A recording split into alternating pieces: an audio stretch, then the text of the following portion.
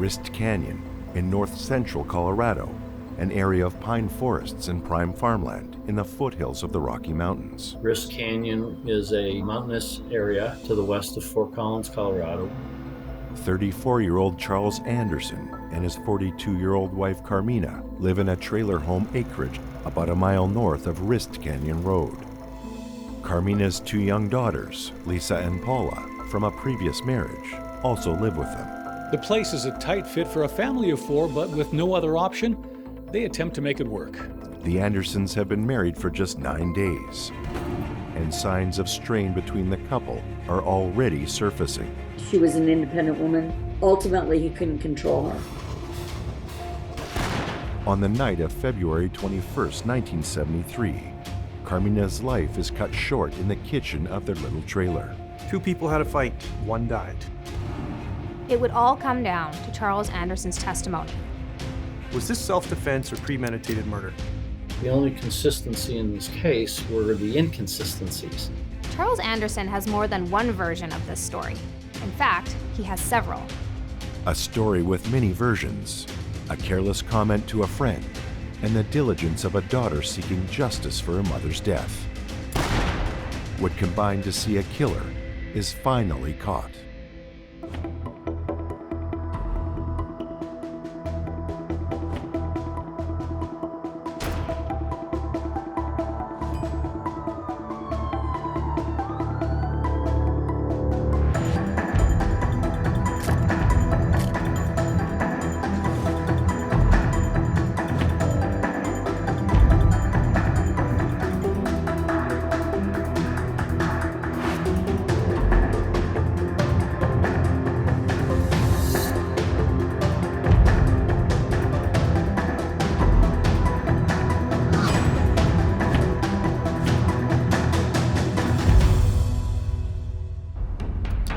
Shortly before 10:30 p.m. on the night of Wednesday, February 21st, 1973, Carmina Anderson is shot dead in her Wrist Canyon trailer home in Larimer County, Colorado.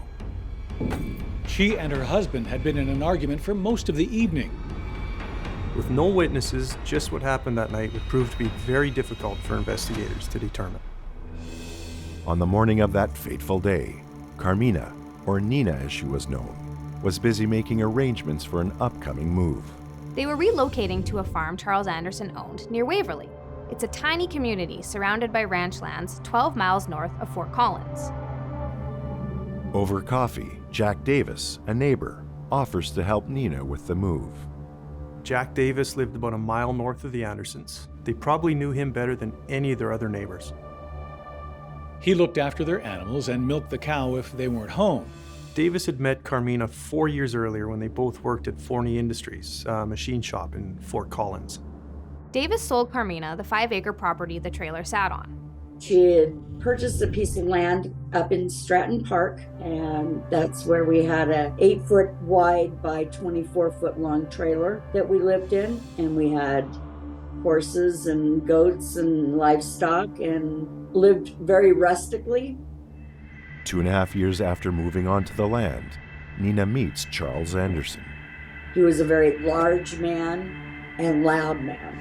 I remember not liking him right off the bat.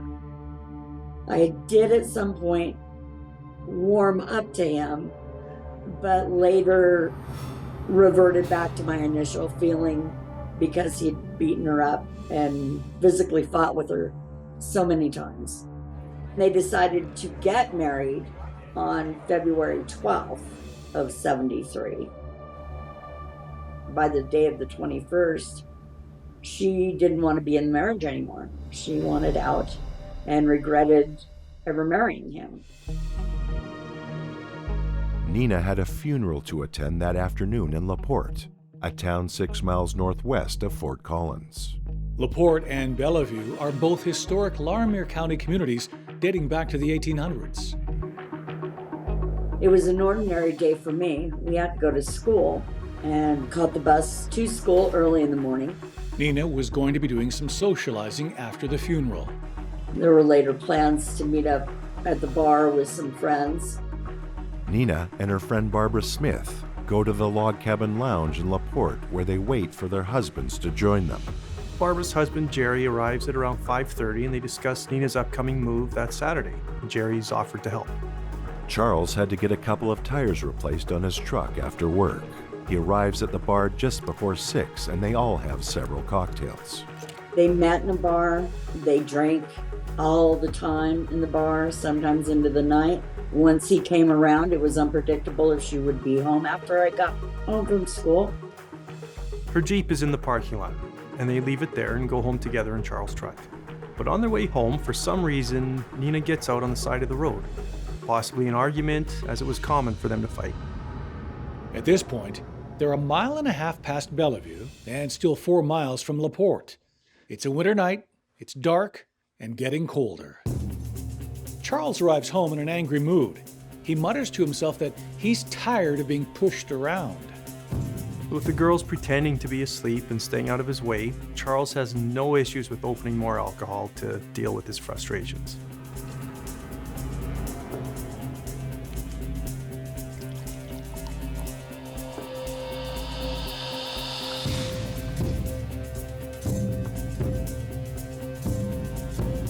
Neighbor Manuel Keith is on his way home from bowling in Fort Collins when he stops on the road to give Nina a lift. She tells him she left her Jeep at the log cabin because it wouldn't start. When Nina gets home with Manuel Keith, they invite him in for a drink.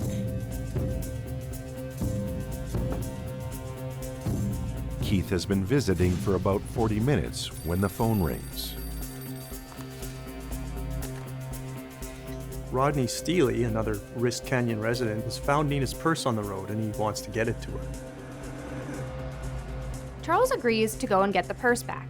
Then Nina tells Keith she was walking on the road because she and Charles were arguing.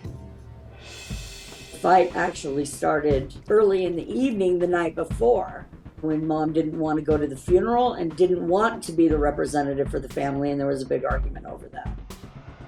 Charles Anderson's divorce from his previous wife had come through 2 weeks earlier, on January 29th.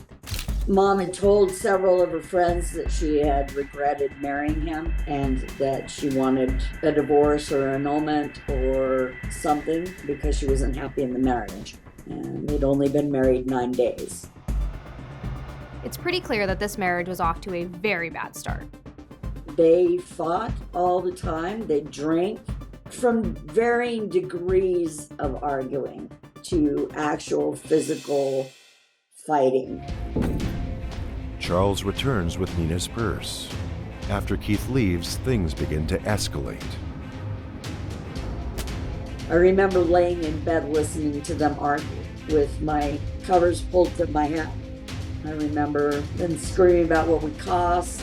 I remember her saying she wanted out and to get out.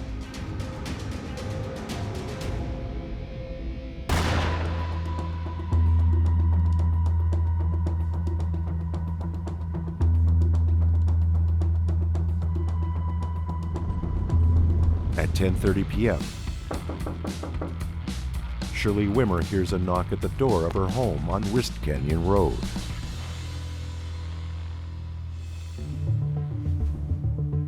Shirley Wimmer knows Carmina and her daughters, but tonight is the first time she's met Charles. Anderson tells her that he and Nina were looking at the gun at the kitchen table, and as she was handing it to him, it accidentally fired, shooting him in the hand. She asks him about Carmina and the girls. It's then he tells her the gun fired unexpectedly a second time, hitting Carmina in the head, and she's hurt bad. Shirley calls the Fort Collins ambulance service to report a gunshot wound in Wrist Canyon. The Fort Collins ambulance service immediately notifies the Larimer County Sheriff's Department. The Larimer County Sheriff's Office received a report of a shooting situation up Wrist Canyon. Within 20 minutes of receiving the call, an ambulance and the sheriff's office arrive at the Wimmer house. They met with Charles Anderson, and Charles went on to tell them the story about how he had been shot and his wife had also been shot.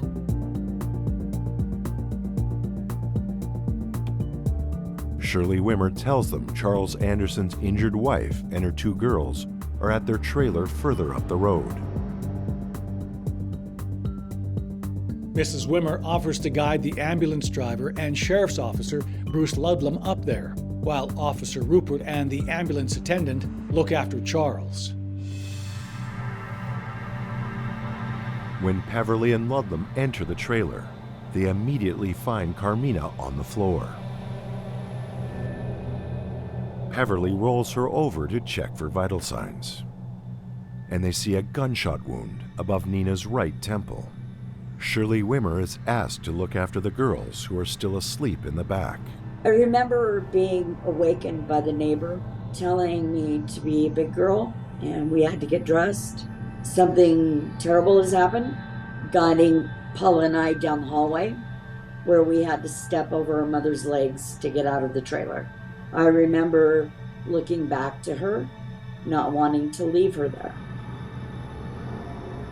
At 11:30 p.m., Ludlam radios the Larimer County Sheriff's Department. He needs the coroner.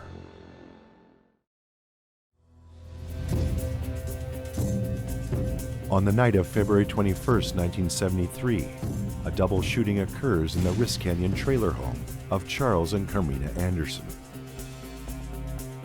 Charles is shot in his right hand. He drives to a neighbor's house to get help. His new wife, Nina, is on the floor of the trailer home, mortally wounded. I could hear him call in that they needed a second ambulance, an approximate 42-year-old woman with a gunshot wound to her head. Ambulance driver Jack Peverly heads for Poudre Valley Memorial Hospital in Fort Collins, where Charles Anderson's hand will be tended to.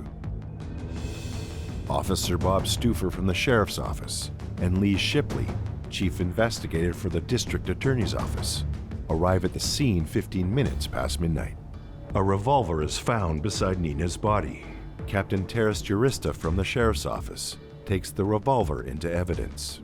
Investigators notice a large amount of liquor bottles. Meanwhile, Nina's daughters are living through what would be the worst night of their lives. So we get down to the hospital, and the doctor puts Paula and I on a gurney and a box of tissues between us and says, I want you two girls to be big girls about this, but your mother has passed. And do you know any relatives or anybody that we can contact?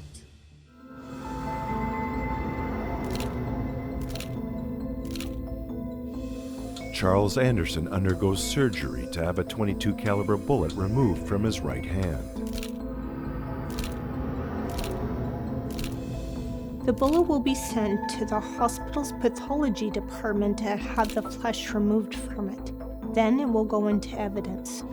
Carmina's body is removed from the crime scene and brought to a funeral home in Fort Collins. The funeral home attendant on duty tells police he thinks the bullet traveled from the entry point through Nina's skull to somewhere below her left ear, but did not exit the body. He also shows them powder burns at the site of the entry wound. This should immediately raise suspicions for the officers. Dan Joseph from the coroner's office requests that a blood alcohol sample be taken from Nina's body. At the same time, Charles Anderson's blood alcohol level is tested at the hospital. His blood alcohol level is 0.079%. Carmina's is higher at 0.145%. Robert Seaman, a young investigator in the Sheriff's Department, is assigned to the case. The Anderson case happens to be Seaman's first murder investigation.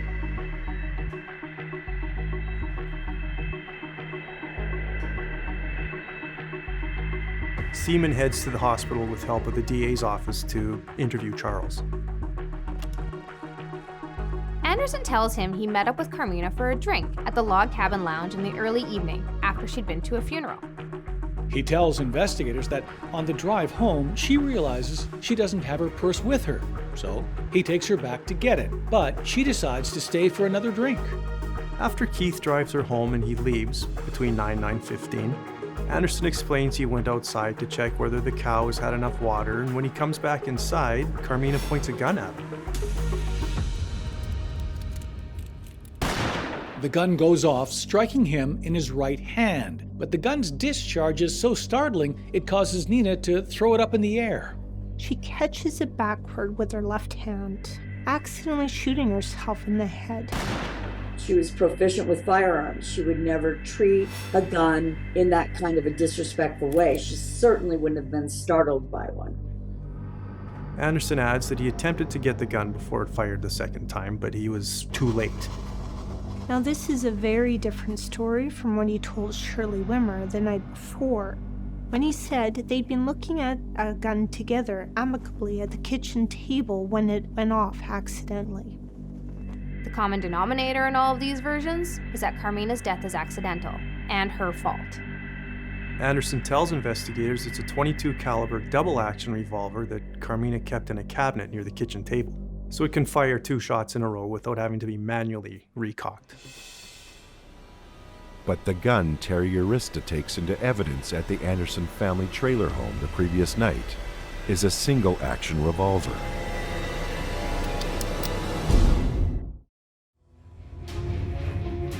On the night of February 21st, 1973, a gun goes off, twice, in the small trailer home of Charles and Carmina Anderson in Risk Canyon in Larimer County, Colorado. Carmina's daughters, 10-year-old Lisa and 8-year-old Paula, are later taken past their mother Carmina, who lies dead on the floor. Charles is treated for a gunshot wound to the hand and recounts to investigators his version of the events that led to his wife's death. But there's obvious discrepancies.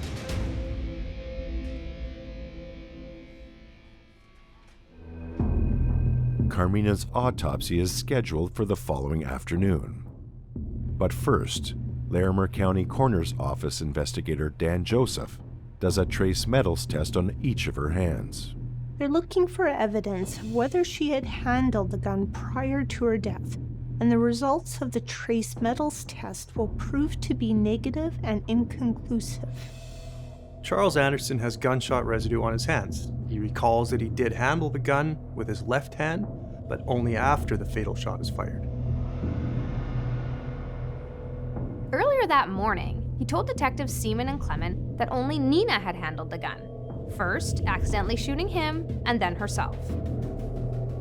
For the second time on this day, Anderson hears his Miranda rights read to him. And he's got a new version of events during the drive home from the log cabin lounge. Saying he'd forgotten to mention it in his original statement, Anderson now tells investigators that when they were driving home, Nina told him she wanted to go back to the lounge and stay a little bit. He did not want to go. So he stopped to let her out of the truck and told her to walk back there herself. But he tells investigators he wasn't angry with her. So in this version, they didn't go back to the lounge together to get her purse. Anderson says her purse must have either fallen on the road or she dropped it. It's as if he's realized since his first interview that morning that other people might be questioned, and that he'd better get his story in line with theirs. The investigator asks Anderson to go over the story of the shooting one more time. This time he says that as Nina threw the gun up in the air, she rose up out of the chair she was sitting on. And now he's incorporated a chair into the story. When she caught the gun, he lunged for it, grabbing it with his left hand, before she fell to the floor, but after it already discharged, shooting her in the head. And this is his explanation of how he came to have his left hand on the gun.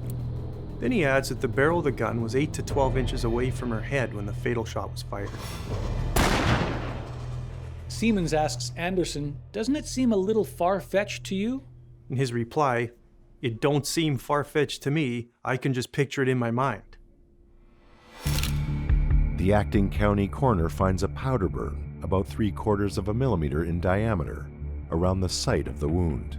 A powder burn is caused by the exposure to the combustion gases, which are expelled from the muzzle when the gun is fired. This unique burn proves that the bullet that killed Nina Anderson was fired from a gun at very close range.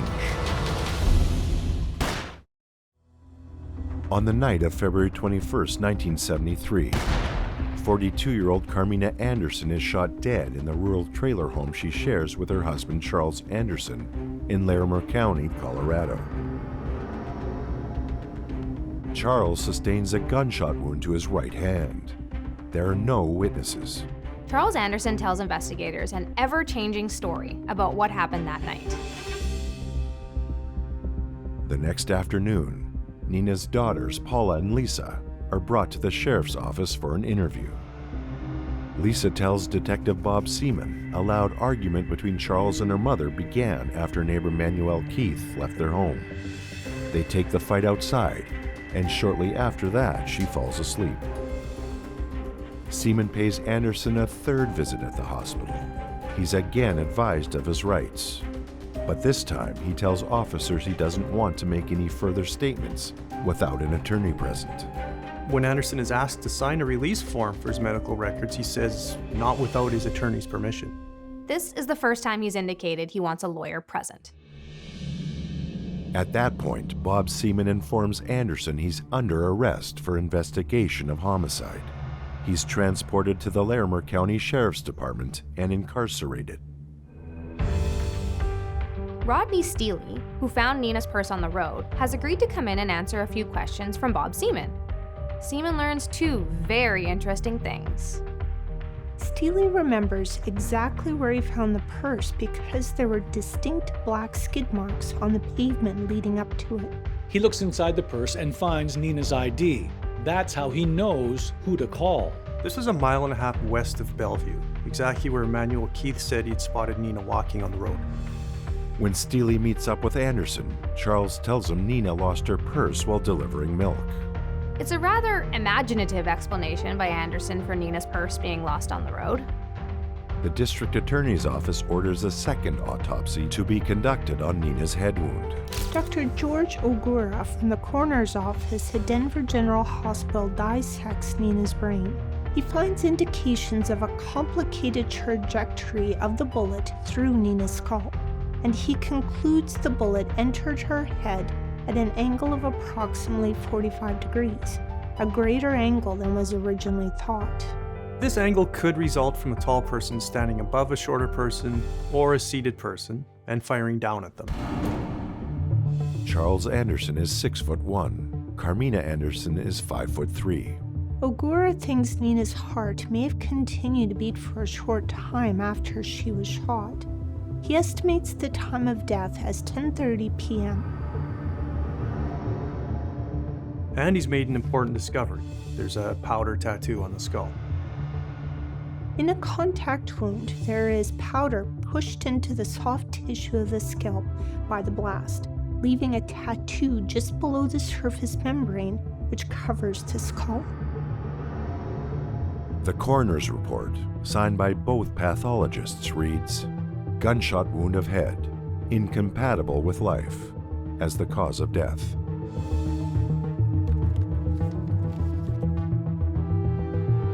Bob Seaman has Rodney Steele help him measure a set of skid marks on Wrist Canyon Road where Nina's purse was found by the neighbor. They're a match for the dimensions of the wheelbase and tires on Anderson's Datsun pickup truck, and indicate he came to a hard and fast stop on the road that night.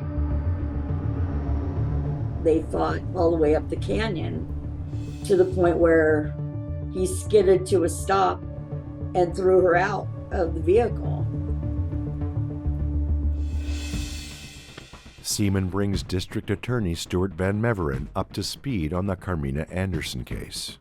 So based on the inconsistencies in Anderson's stories, the fact that he did handle the gun and the discovery of the powder on Nina's skull, investigators are ready to file criminal charges with the DA's office.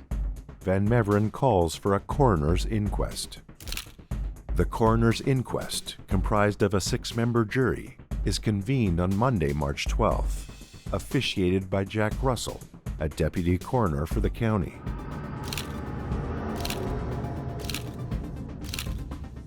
Furniture is placed in the courtroom to represent more or less the layout inside the Anderson trailer. Charles Anderson gives his latest account of what happened the night of the shooting. And it works. The jury rules Nina's death is accidental. I was told that everybody who left the inquest knew it was wrong and knew something had happened. The version Anderson gave that day was apparently different from any version he told before, and unfortunately, the transcript of the proceedings had been lost. Charles Anderson is released and walks away a free man. 6 weeks later, the case is closed. But is it over?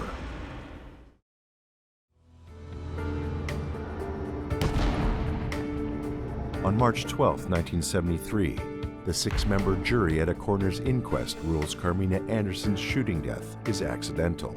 None of the physical evidence in this case was retained. It was either released back to the husband, Charles Anderson, or disposed of, according to policies and procedures at the time.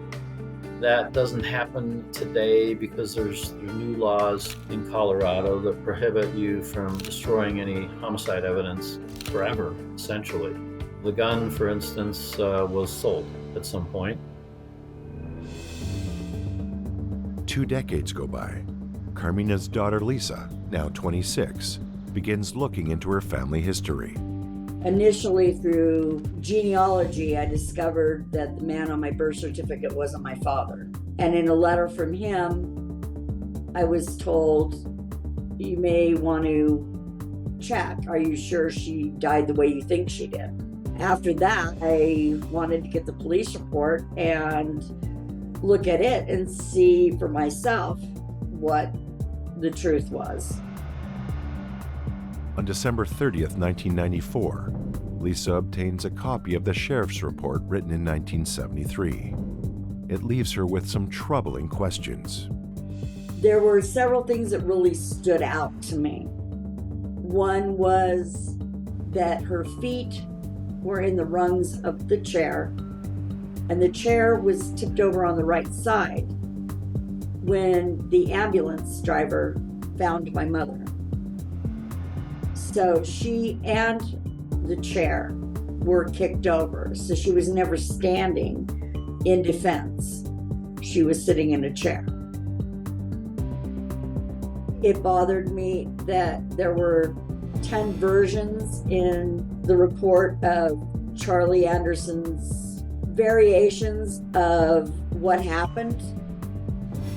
Lisa makes a list of all the witnesses, investigators, district attorneys, pathologists, and coroners mentioned in the report, and begins contacting them. Some of them were willing to help me, and many of them were not. The doors would immediately be closed. They would say, I don't want to talk about this, or you need to contact somebody else, or I just don't know. So on March 7th of 95, I got a copy of the death certificate that said accident. Lisa is convinced Nina's death is no accident, and that it didn't happen in any of the several ways described by Charles Anderson. In a pawn shop, Lisa finds a Harrington & Richardson single-action revolver that is the same model that shot her mother. I did a cardboard cutout. So me and my paper gun went to the coroner's office and role-played. And it couldn't have happened any which way that Chuck Anderson had said. That coroner is Dr. Fred Rosenberg in the county coroner's office. He obtains the 2 coroner's reports written in 1973 that Lisa has been unable to see. And he took the results of both of those autopsies and put together a diagram that was instrumental in placing facts and proving that her hand could not have been on the gun at the time it was fired. He consults with Larimer County Coroner Dr. Patrick Allen. Together they conclude that the actual measurable dynamics of the bullet's trajectory are not consistent with any of Anderson's statements. On May 7, 1996, Dr. Allen issues an amended death certificate. I was ecstatic and I thought something might get done.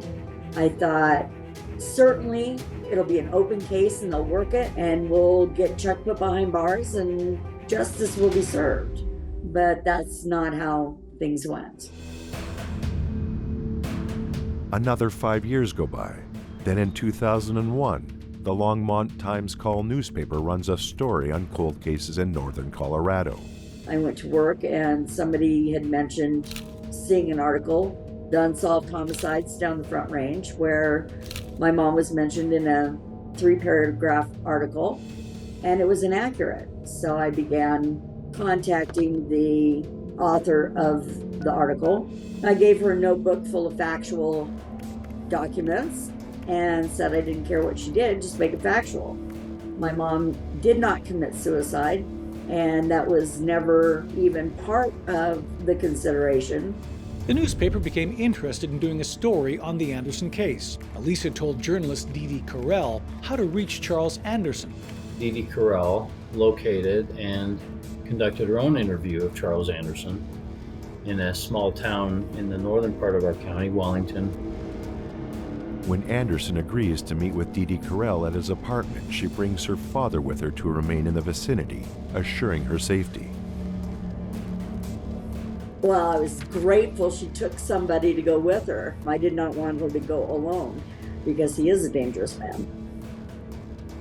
During an hour-long interview, Anderson contradicts himself several times, telling Carell he can't remember what he told investigators at the time of Nina's death. He tells Carell that he has PTSD from his military training in the 60s, before Vietnam occurred, as part of a counterinsurgency group called the Strategic Army Corps. One of the stranger things he told her was that he didn't know Nina owned a gun and that he hadn't seen it before that night. Dee Dee asks Anderson outright how Nina got shot. His response is, well, she didn't shoot herself. When she asks him who did shoot Nina, he replies, "Well, I guess I had to. That's what everyone says I did."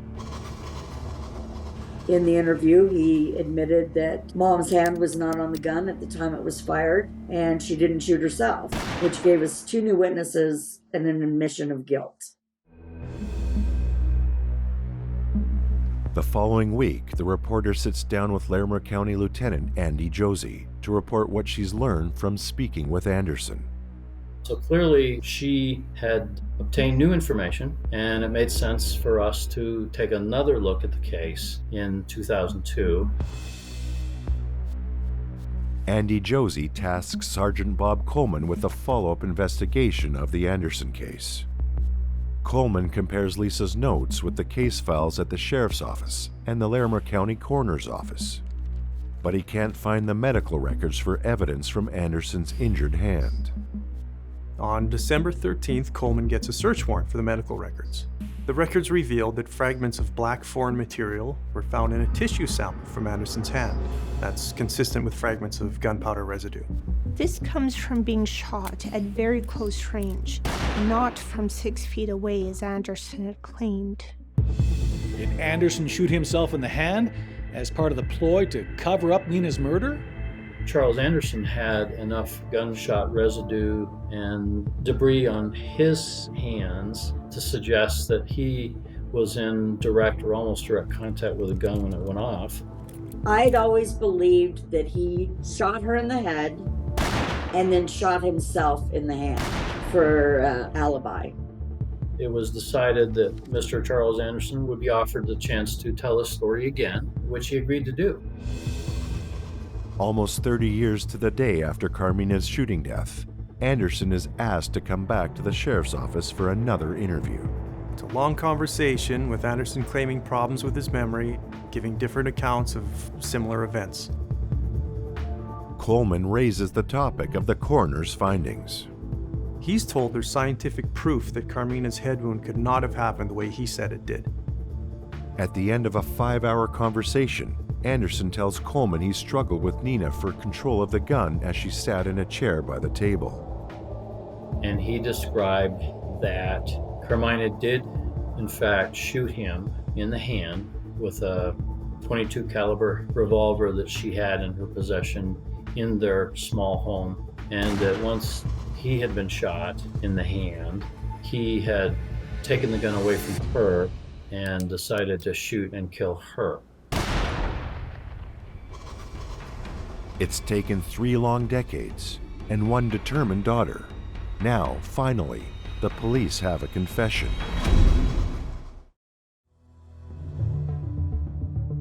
Larimer County investigators have a confession from Charles Anderson that he deliberately shot his new wife Carmina to death 3 decades before.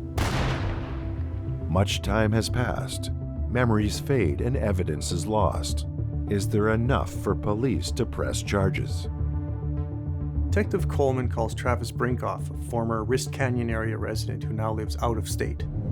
Brinkoff has known Charles Anderson for 40 years. He knew Carmina, too. Brinkoff tells Coleman he was elk hunting with a friend at Red Feather Lakes sometime after Nina's death when he ran into Charles Anderson by chance. Red Feather Lakes is a group of 14 lakes in the Rocky Mountains about 50 miles northwest of Fort Collins. The topic of Nina's death came up.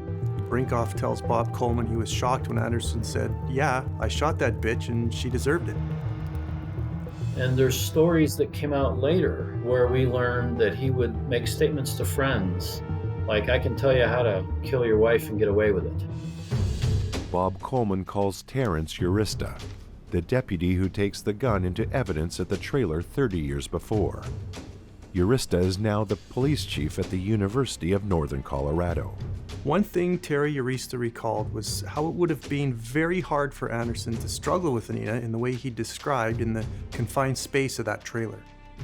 He remembers the gun was a single-action revolver that had to be manually cocked before it could be fired again. Which flies in the face of every version of the story in which Anderson said the gun fired accidentally a second time. With these new interviews on record, plus Anderson's confession, Coleman believes he has enough probable cause to get a warrant for an arrest. On the 30th anniversary of Nina's death, Lisa is invited to a meeting at the sheriff's office, where she receives some stunning news. I met with the undersheriff, and he said, "We've gone to the DA, and we believe we have enough to prosecute. So an arrest warrant has been issued, and we're going to go arrest him." And I was all excited and happy. On March 4th, 2003, a warrant is issued for Anderson's arrest on a charge of second-degree murder. At 10 a.m. the following day, Charles Leroy Anderson is picked up by members of the Larimer County Sheriff's Office and the Greeley Police Department. Anderson had recently moved to Greeley and was living at an assisted living center there. Chuck tried outrunning him. It was like a slow-motion getaway. Oh my God. He went from applying for VA housing, then moving into another one in Greeley, trying to make his great escape. So I was on the phone call when they were actually cuffing him. That was unbelievable. He no longer got away with it. He no longer could get his way through it. He couldn't fabricate a story. He was in cuffs and he was going to the pokey. I was happy. I was ecstatic. When you're dealing with a case that's that old and you have no evidence, we had the gun no longer, we didn't have any evidence left, and we had a variety of stories that were ever changing. We had no witnesses. Anderson was charged with manslaughter, and in 1973, the penalty for manslaughter would have been 1 to 10 years. I got a call on what would have been my mom's birthday in August, and I was told that they wanted to offer him a plea bargain of 1 year. And I said 5 years. And they said, "Well, he's in poor health. I don't think he'll live 5 years." And they also wanted to make it a misdemeanor. And I said, "If 1 year is all we can get, I understand." But the reasoning that they told me was because there was no physical evidence. Prosecutors worried that they might lose the case, so they offered Anderson a manslaughter plea. What that means is the case is weak to the point where if you went to trial, it would be very difficult, perhaps, to get a conviction. So in order for the DA's office to secure a quote-unquote conviction, they offered him a plea of 1 year manslaughter. He stood in the court and he was supposed to say guilty, but he never did. He said nolo contendere, and that's basically no contest. And the judge allowed him to do that. But he did get reprimanded in the court after that. Everybody in this court knows you killed your wife. After his arrest, plea bargain and release, Charles Anderson serves 8 months, 1 week, and 2 days for murdering his wife. Most of the sentence is served in the Larimer County Detention Center prior to trial. Then he serves 5 weeks at the Minimum Security Colorado Department of Corrections 4-Mile Correctional Facility in Cannon City, Colorado. Lisa's persistence is recognized for how valuable it was in securing a conviction in this cold case. I'm very proud of her and impressed that she presented herself so well, presented the information so well. It was because of her that ultimately justice to some degree was served. Without her, I doubt that it would have. I think the initial drive in me was searching for the answers, finding what the truth really was. I wanted her legacy not to be stalled in the hands of time. I'm proud of the fact I was part of an agency that was willing to make the effort, no matter how many years had gone by, to see if we could make a difference. And with Lisa's help, we were able to finally do that. Lisa has won, but she still lost her mom, Carmina. There's always going to be that hole in your heart. There's always going to be that empty space at the table or the missing smile. I feel that everybody is in my situation as a family member or somebody who lost a loved one. I feel it's your right to know what happened to your loved one. After 3 decades, a story with too many versions, and a daughter's determination, a killer is finally caught.